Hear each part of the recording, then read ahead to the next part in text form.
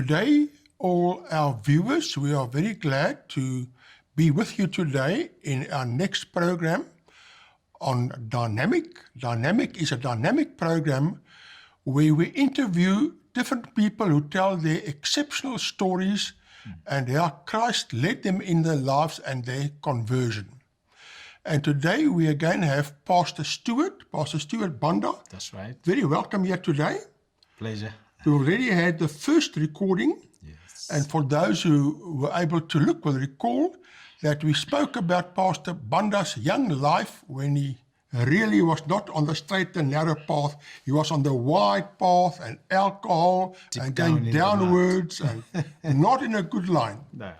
And then someone sold you a book, brought you a book. Yes. And after that, someone saw something good in you. They saw something good in that naughty Banda boy. Say, you don't belong to this. Yeah. You belong to another There's class. something better. Yes. There's something better for you. And that must have been the Holy Spirit. Absolutely. And then the Holy Spirit worked on you. Yes. Because at first you were not very much under the influence of the Holy Spirit. I was against. You were against it, and you were under the wrong spirit, and you were full of spirits. Yes, spirits instead of spirit. Yeah, spirits, brandy spirits, Yes. and not the true spirits. Yes. Yeah. And then the Lord led you, and you became a lay preacher, and you preached more and more, and the people saw potential in you, and you came down to study at Helderberg College here in the Cape, Somerset West, and you had no money, and then someone saw you at the Silverleaf Church, Colin. Inspired by the Holy Spirit. Yeah. It was he had his eyes were full of Holy Spirit.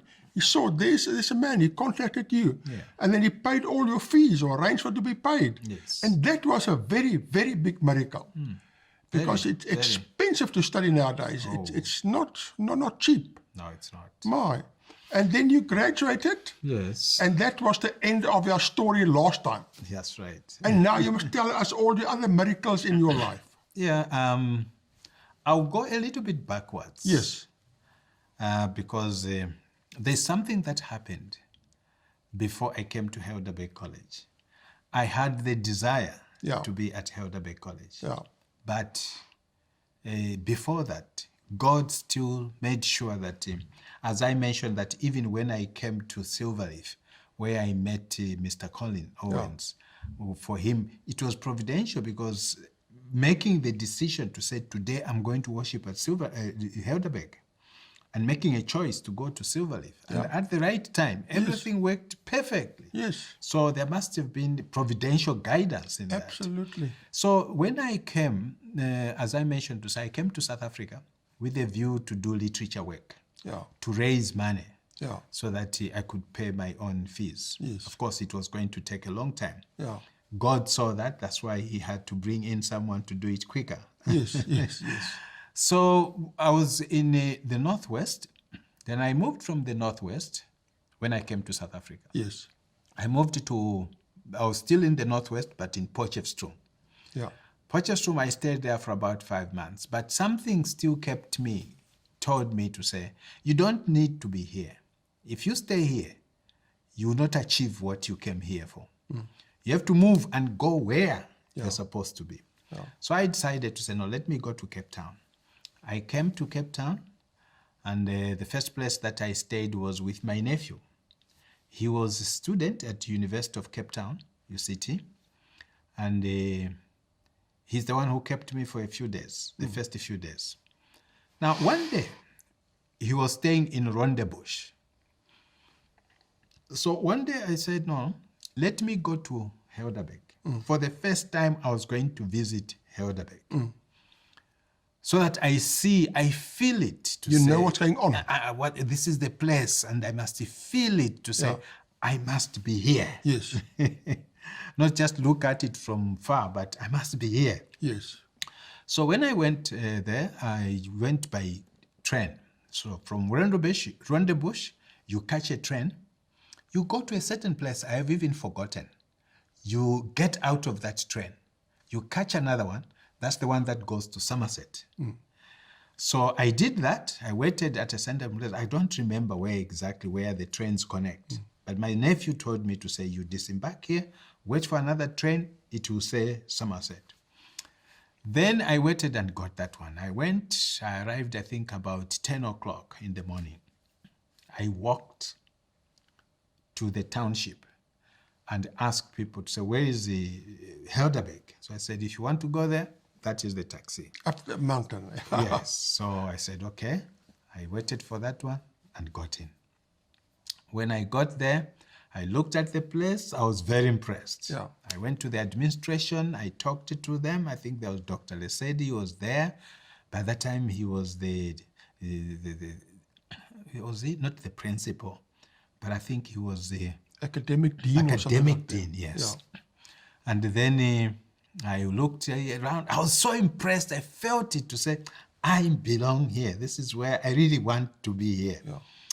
Then it was about 4 o'clock when I got back to the train station in Somerset, coming back. I got the train. Now, in my mind, I thought trains travel throughout, even at night. Not knowing I was actually catching the last train going to Cape Town. Yeah. And this is all about providential care. Yeah. There's providential guidance that God gives to his people. Yes. And even when he guides them, he gives them protection. I was guided and protected on that day. Otherwise, I should be saying maybe I could have got killed. But the hand of the Lord was with me.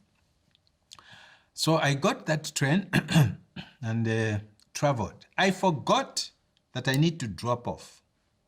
The changeover. The changeover. Yeah. Then I went. But as I was going, we arrived in Belleville. You see, Belleville is a very big place where a lot of people disembark and some, get onto the train. Now, I saw that in the coach where I was sitting, many people were getting out. Not necessarily that they've arrived, but I saw them moving, going to the front coaches. Then somebody whom I don't know was saying, hey, let's go in front. Now, because I didn't know what was going on, I had, this person, I don't know him. How can he be telling me to say, let's go? What does he want? Now I was thinking that maybe he's a soci. Not knowing he was helping me. Because in Belleville, what they do, the train, when it leaves Somerset, it arrives Belleville, they move out of the back coaches. They go to the front ones so that there are a few more in one coach. But here I am, everybody moves, and I remained alone. And that was very dangerous. That's why this gentleman was telling me, say, move out, let's go where we are going. Now me, I stuck there, say, no, I'm here. If I get out, maybe the train will leave me. Then I remained there. Only when the doors, they are automatic. Yeah. When the doors closed, then it dawned in my mind to say, this train stops anywhere. And I'm alone here. How about if on the way, when the train stops, the doors will open and sources come in? It's like they are going to Cape Town. They will do anything with me. They can kill me. They can do anything. The next station, they will get out just like that, and they're gone. Nobody will know them. Then it dawned to me, oh, I've done something wrong. But it was not possible for me again because the train only takes a longer time at Belleville. The other stations, it's just a quick. It opens, quickly it closes. So I said, if I get out anyway, now the train will leave me. Let me just pray. Close my eyes and I prayed, Lord, help me, protect me. I traveled and I forgot about the changeover, as I said. So the train took me straight to Cape Town. On the way, as I was going to Cape Town, my nephew calls because he sees time is going. Uncle, where are you? And then I say, I'm in the train. Where? I said, on the way to Cape Town. I forgot to, and I could hear his exclamation on the phone, and I knew there was something wrong. I said, oh no, Uncle, please don't do this again. Yeah. I hope everything goes well, but this is not right. Yeah. Because you are going to the wrong direction. Yeah. And you might not find another train from there coming back. Yeah. So I said, well, everything is in the hands of the Lord. Yeah. How I'm thinking. He's telling me maybe this is the last train, so how do I move? And where am I going to connect? Because I'd forgotten even where to connect. Yeah. So I traveled, I went up to Cape Town. When it arrived, trains are a bit slow. When it arrived that time, darkness was coming in a little bit faster. Then I felt like, now where am I going? I don't know the place. I asked somebody, before I asked, I'm just looking around.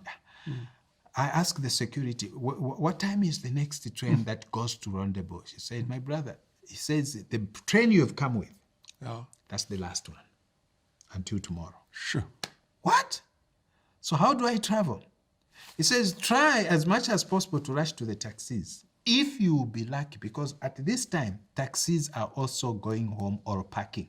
Those that we park here, they just park. You'll be lucky to find one. Now, I had about 900 rands in my pocket.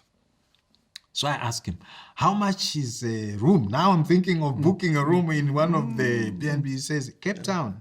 Expensive. You need to have not less than 2,000 because this place, it's a tourist area. I said, no. So I move out of the rail line, the rail where we get off, and I move now, I feel like going to the toilet. As I go to the toilet, I ask the security, they say, oh, the toilet is that side. But where I met him, it's very far. So you turn this way, you turn that way, the toilet is there. As I go to the toilet, I see there are people close to the door. But these people, the way they are dressed, it's not good. It's not good. Yeah. But then something simply said, just go, there's no problem. I walk past them and I go in the toilet. While I'm in the toilet, that's the time when my mind opens. How about if those guys come? They'll find me here, take my 900, stab me, they'll kill me here. What am I doing? I finished in the toilet, I came out. Only when I was coming out, it seems that's when they saw me. They had not seen me going into the toilet. Because the way they looked at me with great surprise. Yeah. It's like they are seeing me for the first time and they are wondering, where is this person coming from? We didn't see him going in. We just see him coming out. And they are kind of, and I knew to say, oh, maybe the hand of the Lord just closed their eyes. They didn't see me. Otherwise, maybe they could have attacked me then. So I get out, I go upstairs, according to what I was told by the security guard. I go, then I'm going towards where the parking for taxis. And I find, I think it was in winter time, I find a group of people, they've lit fire, there's fire, and the way they're dressed in those heavy coats. The heavy coats that we normally see in the trains where somebody just does this and it's full of wrist watches and other things. Just as I don't know how they pack them. Those are the coats and the way they were dressed, covered. They were just close, just here, a group, there, a group, there, a group. And I was just passing by and saying, no, these guys, they're now making their plans. It's now dawn for them. When people are going to sleep with them, now it's daytime. Because the way they looked, it was like they were making plans how to move. I pass by, then I go to the taxi. Then I ask somebody, which taxi is going to Rendezvous? And he says, brother, sorry. As I'm leaving, I'm the last person. All these taxis, they've packed. Those who go with taxis to their homes, they've gone with them. So that's it, until tomorrow. Hey, what am I going to do? I don't know Cape Town. I don't know anybody here. The money is not enough. What should I do? Then as he walks away, he tells me to say, that guy you see, oh, you're like, that taxi is coming. Ask him, maybe he can take you, but you need to have money. Because now it will be higher. You count how many people are supposed to be in that taxi, then you pay for all the seats so that he takes you if you are that stranded. I said, I can't do otherwise. When I look at the money I had, I said, no, I think it's enough for me to do that. And I talked to him, and he says, okay, you can give me 240 to take you to Rondebosch. But it's late. I'm supposed to be home before it's too late. I said, please help me. I'm stranded. I don't even know this place. So he says, okay, let's go. We left and we traveled. He was cruising very, very fast. And I knew what that meant. He was rushing to drop me and come back and go home. Then on the way as we were going, we saw a torch. The torch stopping us. I don't know where these people saw us. It was the traffic. And they are saying, we saw you from far. You are cruising too fast.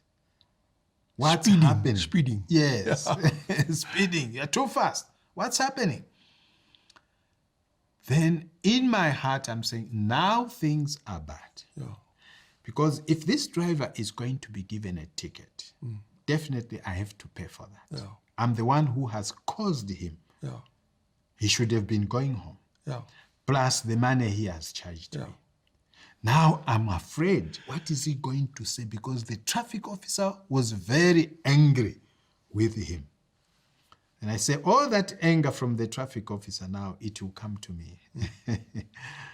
So they talked. He wrote, we gave him a ticket and gave it to him. And the guy came. But surprisingly, when I looked at him, he was still the same. He had not changed. He was not angry. He was not smiling. He was the same as I had met him the time when I was talking to him. Then we get in. So I'm asking, how much did they charge you for the ticket? He said, don't worry. These are our brethren. You know, the way they talk. I'll pay, that's nothing. It's fine. Oh. So he started cruising again, speeding again. Sure. He didn't change. Yeah. Because he was rushing to drop me. Yeah.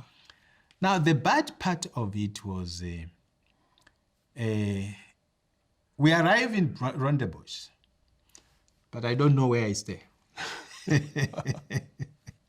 I don't even know the street. I don't know the place. I don't know. So we went. Which direction? Maybe this side. Maybe this side. We went round and round and round and round for 30 minutes. But this gentleman, he doesn't change. He's still good. Maybe let's try this direction. We go to another direction. But everywhere, I didn't even know which direction to take. So an idea came up. He asked me to say, where do you stay? So I said, I'm staying with my nephew. Okay, do you have his number? I checked the number. I said, yes. Okay. He had a phone. And he called my nephew. So my nephew answers, hello, where are you? He says, I'm with your uncle. Where do you stay? So he gives him the address. Yeah. And he laughs. Because he was being told that when you pass by the Shell garage, it's close to that place where people run, you know, Rondebosch, the students, they do exercises. It's a big ground. Yeah. They run, they exercise around. Yeah. I'm close to there. Then he laughs, he says, you know what? Where your nephew is telling us where he is, we've passed by that place the 10th time now. Sure. I know the place where he is, the road, we've used the same road, and we've seen, do you remember this Shell garage? I said, yes. I said, this is the Shell garage. We are not far from your nephew. So then we go, he takes me, and we arrive at the place. My nephew is on the gate, waiting for me. Then he drops. I'm about to pay him. And I'm expecting to pay him even for the ticket because I feel bad about it to say, he has got this ticket because of me. He doesn't deserve it. Then he says, oh, you know, the only bad thing is that I'm late for worship. That was on Friday. I'm late for worship. My. Because we start, you know, we start the worship with our services for the following day, but we start today. Yeah. So that's where I was rushing to. Then I look at him to say, you must be kidding. Says, why? I ask him, are you a Seventh-day Adventist? Yeah. And he says, yes. Yeah. Sure. I said, my brother, you have just brought your pastor here because I'm a pastor in the Seventh-day and I'm coming from Helderberg College. Yeah. And he says, no wonder why. No wonder why. Yes. You know, I should have left you a long time ago. In fact, I should have dropped you there where I met the traffic officer. Yeah.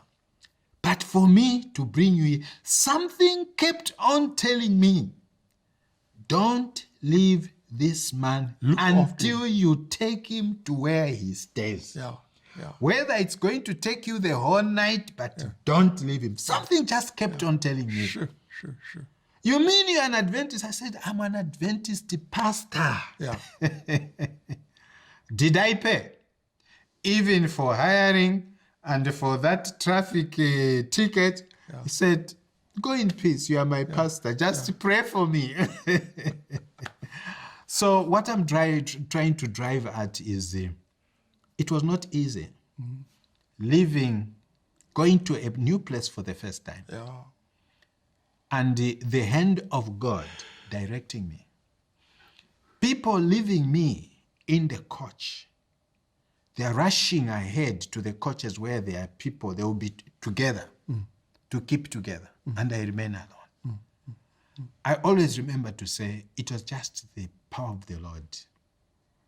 Because those thugs, they could have just come in. Going to the rail station in Cape Town, going into the toilet without those guys seeing me, the hand of the Lord must have just kept them, closed their eyes.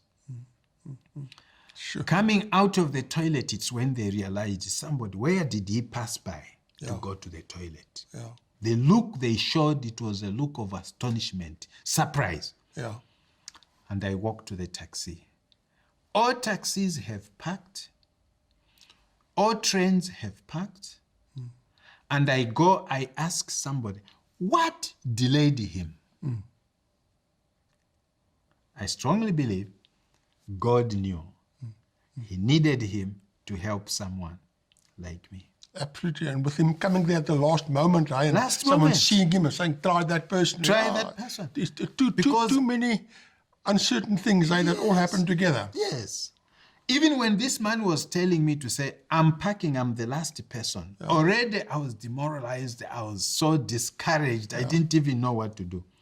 And being told, go and try that one. He even said it, try him. Yeah. That's all. Yeah. And that trying ended up being the hand blessing. of the Lord. Yeah. Go. I've Wonderful. provided for you someone. Just like Elijah. Yeah. Elijah, when he was running from Jezebel, God said, what are you doing here? You're not supposed to be here. You're supposed to go. Go, get ready. And he led Elijah to a woman. The first ravens, they fed him, and to a woman who took care of him. That's how the hand of the Lord works. He provides, he protects. When we are under the wings of the Almighty, we are safe. I wonder where other people can say they will be safe. Some people have said it's safe to be in prison. Because in prison you are protected. Get food and sleep. You get food, free food, sleep. There are people who sleep under the bridge. Blankets, it's the curtains. The bed is the curtain. The mattress, they put curtains. That's where they sleep. You go in prison, they give you food. You have a bed. And no thieves can come there. Some people call that safety. But that's not safety compared to the safety that we find in the Lord. Yes, yes.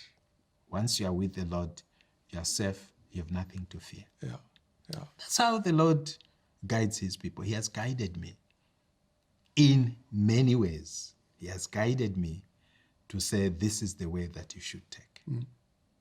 He has provided for me at a time when I felt like, now this is the end.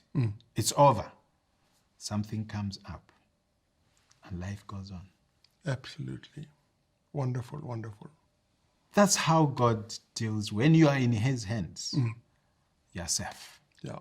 I would wish many of the people who are still out there, if they can just realize to say, we need to be in God's protection. That's right. That's the most important thing. Yeah, yeah. Yes. Sure. Yeah. The protection I've received from the Lord, I can't mention. Yeah, I can't. There was a time my sister passed away, and there was a time that I was traveling from Malawi, coming back to Malawi, to South Africa. I'm that kind of a person who does not go back. When I leave home, I say, I'm going. Yeah. I don't believe in going back. No matter how tough or difficult it will be to find transport, I don't believe in going back. I would rather make sure. So I said, bid farewell to my sister. I'm trying to come to the point where the statement she made, she's late now, but she made a statement which I'll never forget. She said, my brother, share me the kind of God you worship. The God you worship, is he the same God we all worship?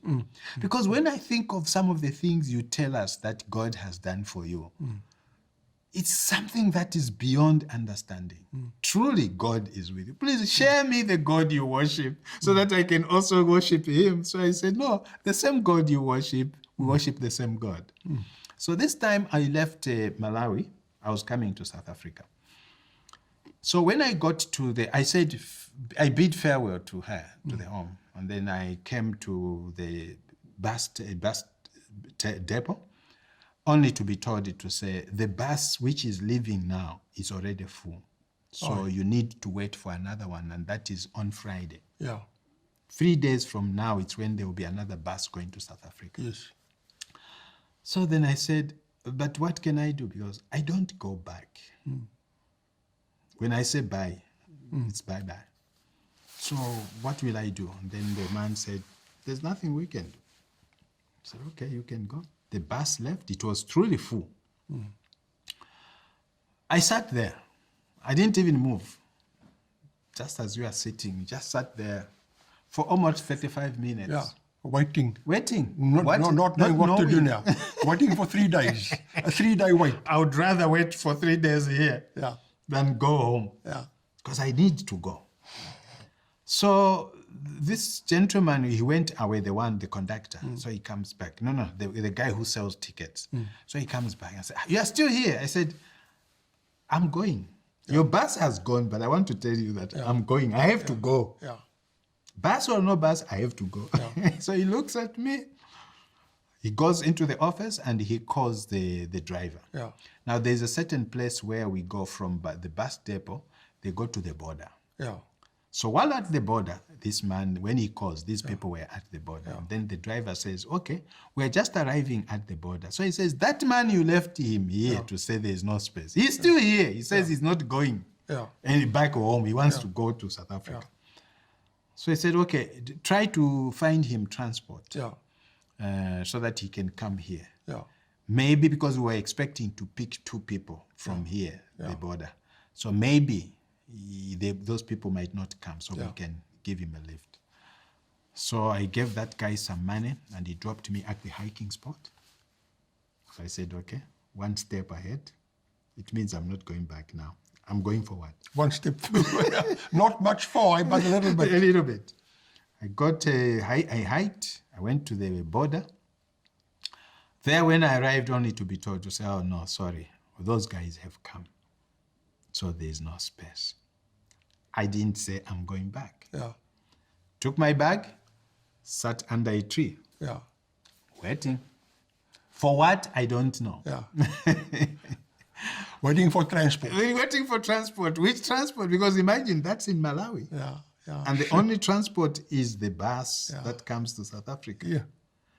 So what, you can't say I will hike. Hiking from where? Yeah. Who can give you a hike on the way? Unless you live together, it's your own transport. But carrying someone all the way from there coming, it can't happen. So I sit under the tree. And then somebody comes with a car and he parks before he reaches the border to start the process of processing the permits and the travel documents. Yeah. Then I try to come to him, and I see him. He's like he's saying you are familiar. It's like he knows me. Then I greet him. How are you? And he says, "Oh, I'm fine." And how are you? I say, "I'm fine." "What are you doing here?" I said, "I'm on my way to South Africa, but I don't have transport. The bus is full. Where are you going?" He says, "I'm going to South Africa." And he was driving a Mercedes-Benz. "Can you give me a lift? Is it possible?" He says, "Actually, I wanted company." So you're asking me, and from the look of things, you're a bit familiar. Yeah. "Are you not a pastor?" I said, "Yes, I'm a pastor." My. He says, "Well, I'm blessed because I'm also a pastor, but a Pentecostal. Yes. Yes. So we can have we have something in common. A nice Pentecostal discussion. Pentecostal and the Seventh-day Adventist discussion." I said, "Well, as long as I go where I'm going. After it's an advantage for me to have company with." Yeah. So I got the transport. Then I called my sister. "My sister, this is what happened. Yeah. I didn't want to tell you, Yeah. but now I'm on my way. The bus is full, but I'm on my way." Yeah. So she says, "Are you going to walk?" I said, "I found transport all the way to Pretoria." Sure. And guess what? Not a bus, but a Mercedes-Benz. And then she says, my brother, please share me this God you worship, because the God you worship is a God of miracles." Yeah. And that's what happened. And I traveled very well. I left the bus behind because, the bus, it had a lot of people. Yes. For them to go through the border documentation and everything. It takes time. Here we are only two. So I went ahead of them. They left me behind, but I went, and I think I arrived before they arrived. Yes. Sure. That's how God does it. You just have to pray, because before I left home, we prayed as a family. Yeah. I'm leaving. Lord, grant me your traveling mercies. And I traveled very well. So what I'm trying to drive at is even this testimony that I spoke about, how God protected me in the midst of this confusion. The train, that's the last train. The taxi, the last ones. But somebody brought me. God had already provided even the kind of a person and the taxi that I was going to use to the house of my nephew. That's the God we worship. All because when you trust in him, trust in the Lord and see how good he is. He does great things for people. Wonderful. That's why I need to appreciate for all that God continues to do for me. Yeah. There are so many testimonies where I can see the hand of God there directing, and I can say, this is no other but the hand of God. Yeah. Yes. Wonderful, eh? Yes. Yes. And that's the God I like sharing with others. I have the God who protects me, and I want to share this God with the rest. Absolutely. Yes. I think when we get into heaven one day, we'll see all the places where God protected us and our guardian angel. Often we don't know, eh? We just saved from an accident here and an accident there and so forth that we were saved from. We don't always know. Some places you can see, some places you can't always see. Yes. Yeah. And you've mentioned something which is very, very important. Guardian angel. Yeah.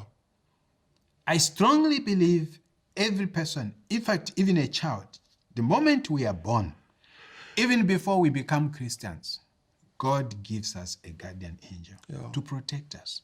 And you can even see there, the way things moved. You even give up to say, I don't see myself going beyond this. Yeah. That's the time when you see him going. Somebody gave the understanding of how God operates. When you surrender yourself to God, you leave everything in his hands. That's what faith is all about. Somebody gave an example of saying, do you know how to rescue a person when he has drowned? When a person has drowned, don't jump in. No matter how good you are at rescuing drowned people, don't jump in to rescue immediately. Both of you will drown. Yeah. Because that person is still very strong. Yeah. He'll grab you. He'll and he grab you grabs because and he then- needs to breathe. Yeah. And the only way he can breathe is to push you down. Yeah. So you also fail to breathe. Yeah. You go now, you want to breathe, so you have to push him. Now you start pushing each other, and both of you can die. Yes. So he said, when you want to rescue a person who is drowning, act like you are cruel. Leave him.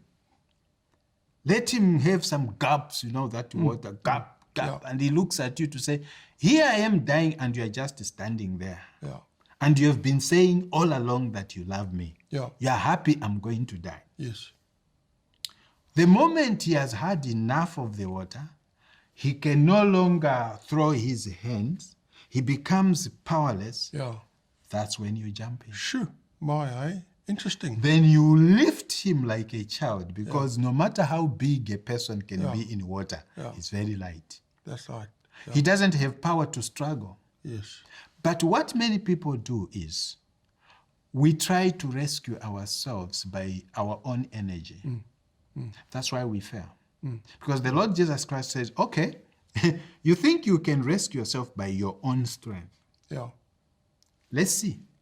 Because we have to trust in his strength wholeheartedly. Yes. Then you say, Lord, I've failed. That's the time when he takes over. Yeah. When I stopped drinking, as we said in my last testimony, Yeah. it wasn't that I stopped and immediately that's it. It was a process. It's an addiction. It's not easy It's to an get addiction, out. yeah. You must So- get out of the addiction. That's right. Yeah. So I would stop maybe for a week Yeah. and then get back again. Yeah. Go ahead, then stop again, maybe for 8 days, 9 days, 2 more days, just like that. Get back and become worse. But from the time I said, Lord, I've tried enough, but I think I've failed. Yeah. On my own, I have failed. Yeah. Please take over. Yes. And once he takes over, he fights the good fight for you, not you yourself. And when he sees to say, now this person depends on me, he provides for you. Yeah. But if you try to push yourself ahead of him, then he lets you. Because what Jesus wants is for us to 100% totally depend on him. Yeah. There is a part, yes, that we have to play, but I strongly believe it's not the strength, it's not the wisdom. The strength, the wisdom, is for him. We leave everything to him. Our part is only to have a desire. Yeah. Lord, I would like to do this, but on my own, I can't do it. Yeah. I need you. And he gives provision. So I feel I've come to that point where I solely depend on God and I forget myself and say, Lord, you are the one who should take over my life. You are the one who has changed me for a good reason. Before I was born, before I went astray, you already knew me. And you have a good plan for me. Just as Jeremiah says in 29 verse 11, I know the plans I have for you. Plans to give you a future and nothing evil. So those are the steps we move in. From the time I stopped, as I mentioned last time, to the point of baptism, how the pastor gave me his clothes to get baptized in, how I've moved, and all these protections that I see, guidance that I see, all to God's glory. Wonderful, wonderful. Yes, yes. Now, we as Christians, we have a hope. It's not everything dependent upon us. Okay, we must also do our own part and be responsible people, eh? But you know at the back of your mind, there's a God and He's in interest with you. Yes. And there's a guardian angel, which we often forget about, eh? They say if you drive over 120 kilometers, you leave the guardian angel behind. You know, so you must look at living within the laws of the land and being responsible and so forth. But God does look after His children. Yes, if we are obedient, we listen to His voice and so forth. Very, very important, yes. Because if you do, you have a desire and you say, give me the strength. Yeah. Then He gives us the strength to overcome. Absolutely. Because we have given. Because the Lord is able to do everything for us. But He waits for us to give Him the opportunity. So that's the part that comes to us. Allowing Him to work in me. Absolutely. And give me the strength. Yeah. Yes. Yeah. Sure. So many other things that the Lord has done for me, and I can see that the hand of the Lord was at that time with me. Yeah. Yeah, in where I have moved. There was a time as I was pastoring in the, no, not pastoring, but I was assistant publishing director in the Eastern Cape, and I was working with the publishing director now, Ruben Oliphant, and then I was under him as my director, but I was dealing with the eastern part. So at first I had a car, a Kia, but when we were going to Bloemfontein for a publishing meeting, I got involved in an accident, and it became a write-off because it went on top of a stone, and that compartment that keeps oil broke off. So all the oil went down. But I made a mistake. I drove it while there was no oil, so the engine seized. Sure. So my insurance company, they did understand. But what I'm trying to get to is there came a time when I have a fellow pastor who was pastoring in a certain district, and he invited me to go and conduct a meeting, a revival meeting in his district. And then when I went there, instead of them, they could do it. They were capable of booking me in a B&B, but they decided that I stay with a certain family. Now, this certain family, the husband was not well, so the lady, she was taking care of him. So they let me stay in that home so that, prayers, I can be having prayers with them and encouraging them. So while I was there, when I was going there, I had no transport. So as I went there, the pastor came to pick me and took me to that place in his district. But he left me there because I'm the one who was supposed to be doing he was only coming every day to join us. Every evening I was conducting those meetings. Then where I was given to stay, the first evening, because what I like doing is when I'm teaching lessons, I also like conducting health clinics, education programs, education health. Programs. Yes, I'm very much into health. So I started teaching about, the herbs, how we can use them, the herbs that are scientifically proven. Yes. We have this Dr. Pamplona, who is a Seventh-day Adventist doctor, who is a medical doctor and a dietitian. So he wrote very good books, which I recommend very much, Dr. Pamplona. And these books are called Foods and Their Healing Power and Medicinal Plants. So in the medicinal plants, there's that element which talks about how you can use the leaves of a lemon tree and the lemon tree itself, how you can use them for medication. So I gave that a demonstration, and then the following day they said, no, we need to see you do it. So this lady said, okay, I can take you where we can find the lemon leaves. So we went. Now, as we were going, at home, I had noticed that there are 3 cars. She had a Baki, Yeah. she had a Toyota Yaris, and she had a Toyota RAV, these latest ones. So then I was wondering, ma'am, your husband is not well, meaning that he can't work. He was very much bedridden. I think he had a kind of a disease that incapacitated him. So I said, how do you manage these cars? Because you need insurance, License, license, everything. everything. So she said, yeah, you are right. I need to get rid of some of these cars. And the first car that I want to sell out is this Toyota Yaris. So then I said, you know very well that when I came here, I didn't have a car. The pastor had to bring me because this is what happened. I was involved in an accident. So that car was the write-off. So how can you, can't I try my luck to say, because I need transport. So he said, yeah, maybe you can try, maybe you can get it because I want to sell it. And by the way, I've always wanted to sell it, but I've never told anybody. And because you have shown interest, you are the first person I'm telling that I'll sell it to. Oh, okay. How much? So he says, well, the time when I went to check on it, to determine the price at the dealers, Toyota dealer, they told me it's around 95,000. I said, okay, and what are the terms? How can I pay? Can I be paying bit by bit? Says, yeah, you can be paying by bit, but I'm not going to charge you that much. I'll just charge you 60,000 for the car. I said, wow, okay, that's good. Yeah. When can I get it? Yeah. Because now I was determined to go with it. Then she says, no, let me talk to my husband. Yeah. I can't make a decision on my own. Yeah. And I said, oh, this woman, a virtuous woman. Yeah. So she spoke to the husband, and in the morning she comes to tell me the results. And I could see her, the face was a bit fallen. I said, oh, he has refused.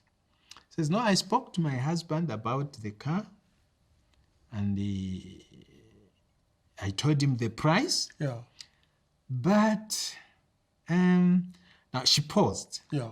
Now, to me, that but I was thinking that she means he Bad says news. it's bad news that it's very little. You have to pay more, Yeah. Or he doesn't want to sell it anymore. and he doesn't want to Yeah. sell. But of course, she said, "Yeah, he has agreed, but with the price." And I said, "Now I'm going to have 150,000 price, maybe." He says, "I can't charge you a pastor that amount. You are a pastor, and you are my pastor. You are our pastor." Yeah. So instead of 60, he says, we have to drop it down to 50. Sure. Said, you are joking. And they said, you don't need to pay anything. Yeah. Yeah. Here are the keys. Yeah. Go with it. I came without a car. I left with a car. Sure. Not having paid even a cent. My. Then I called my sister. Yeah. By that time, she was still alive. Yeah. My sister, this is what has happened. Says, my brother, I always tell you, please share me the God you worship. Because that is unheard of. Absolutely. That car, you say, it's so very few kilometers. Yeah. And you know, a car that has been driven by a woman, Yeah. it is very well cared for. That's right. Going at that amount. And our son They mentioned, don't drive it like a taxi. no, They drive it decently. Decently. Always taking it to car wash.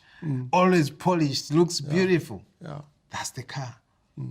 And since I got that car, it's now about how many years? 3, 4 years.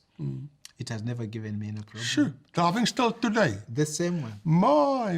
Not even a problem. Yeah, and Toyota are very good cars, eh? When I press the pedal, Yeah. it goes. Sure. So I say, well, the Lord, when you surrender yourself in the hands of the Lord, He can give you anything. Absolutely. You just have to trust Him, and He's there for you. And tell me, what are you doing at present? Where are you pastoring? Who are you pastoring? Who are you looking for? Who's your flock that you cater for? Yeah, actually, I'm here in Cape Town, and I'm pastoring a group of people who are those who have traveled from their countries. Yeah, we call they come to worship. All the here. immigrants. Yes, they've moved from their countries, they've come. And because they can't understand the language, some of them have just arrived, so they can't understand the language or in the local churches here. So even the English is a bit of a challenge. So they decided to say, okay, if we can have someone who can be ministering, pastoring around with us, then that will be fine. So those are the people that I pastor. Both they come from back home, some of them they come from other countries. Yeah, so we put them together and they worship. Mainly we use the language English, but at times there is translation so that the others also can understand the word of God. And where are the churches? What places are they? They are all over here. In fact, there are several, and we have one in Danun, that's here in Cape Town, and then there's one in Masipumelele, side 5, after Fishhook. Yeah. Then there are 2 in Capricorn. Yes. Yes, and then there's one in Tambo, and then there's another one in Samora, in the location. Sure. Yes. And there's another one in Meunaton. Yes. So it's quite an evangelistic effort because many of those people aren't all Christians, and then they come also to attend there. Yes, some are not even Christians, some even from here. Yeah. From South Africa, they come to attend because it's more evangelistic. It's open to say, you can come and worship with us. Yeah. Yes. Sure, that's wonderful. Yes. So how many are at each center about on average? Well, there are quite a number because you're talking of some are around 100 plus, some 200 plus. Yes. It's quite a good number. Yeah, because when people come here, everything is uncertain, unsettled, and so forth. So it's very good for them to be involved in a church, you know. That's right, yes. In a church setting, in an organization like that. Yeah, that's wonderful. So you're looking after all those people. That's excellent. That's right. So that at least the loneliness from their homes can actually be, they can be helped, and then they feel a little bit more at home. Yeah. Yeah. Because they say if there's a big change, sometimes there's a death in the family, or you move to another country. When everything is uncertain, then you become open to other things. You become open to the gospel. You're prepared to listen, prepared to go and attend there, whatever. So often it's a good situation to touch people's lives and their hearts and evangelize them. That's right, yeah. So, no, it really gives me the understanding to say possibly the Lord guided me. Yeah. He knew there would be need for this ministry at the right time. Yeah. Take care of his flock. Yeah. Yes. Yeah. Yeah. Because the local pastors can't always look after them so well because they're completely different culture, often different language usually and so forth. So, but of course, because before I came, the pastors from here, there were some pastors who were taking care of them, and they took good care of them very well. They well organized, but it was only something to say, okay, now because we have someone who can minister, then I think let's put you together. And you find that there's growth, there's more and more people coming there? Yes, there's growth, a lot of them. Some of them, because they didn't know where the church is, and then they started coming in. Yeah, so we give them chance to come, start worshiping. Those who are saying for the first time, we need to join the church because we have been ministered to. Yeah. Then they get baptized. That's wonderful. Christians, yes. That's wonderful. Because, and this actually happens not only in South Africa, but you find there are some who are in the UK, they always come together. In America, they always come together, worship together. Even other languages and from other countries. Yes. You know, there's that fellowship. Yeah. Yeah, and that fellowship helps. But even here, previously, the pastors who were pastoring around, they did quite a good job. Yeah. So much that I've never had any problems with them. Yeah, these church members, because of the good background, the foundation which was laid down by the pastors here. Yeah. Yeah. Yes. And have you got any interesting stories to tell about all the pastoring and the new members and people over there? Well, I think next time we can talk about it. Next time I We want can to talk about that. it. Yes, yes. Okay. Yeah. Because if we can start now, that means, It's too long. It's another 1 hour.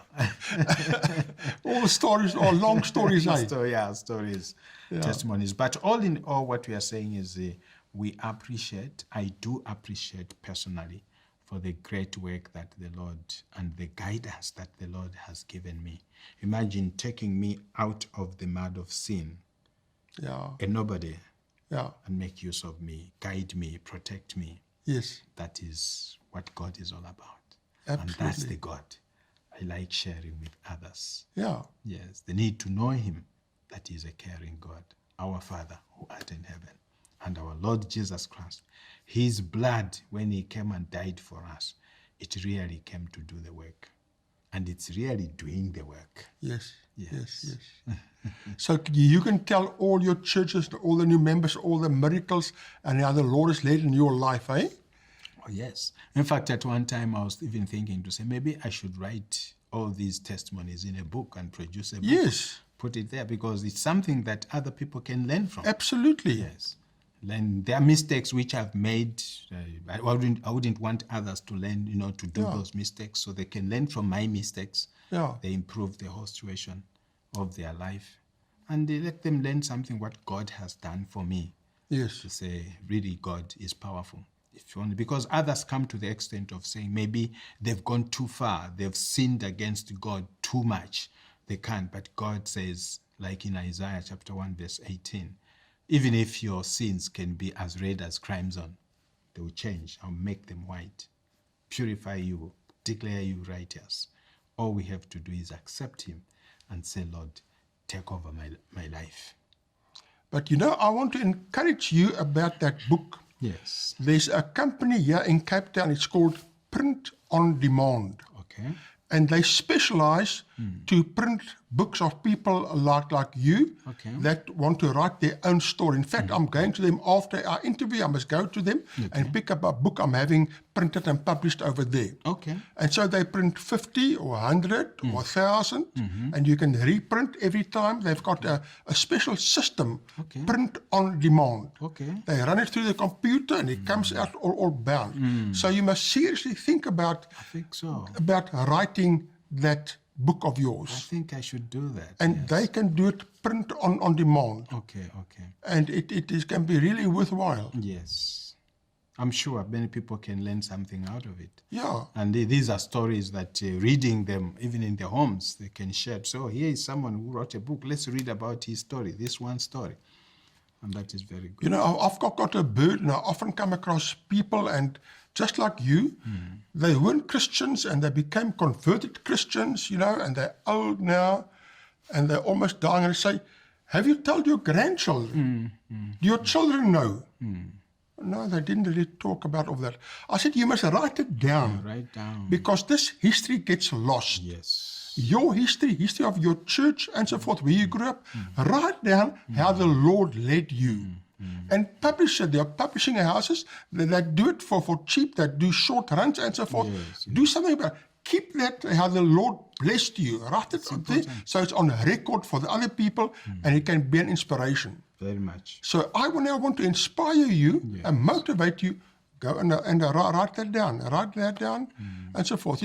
Many people, they don't know much about the pastor. The pastor preaches there and they know a bit about him, but they don't know the road he walked. Yes. The road he walked from where the Lord called him and so forth.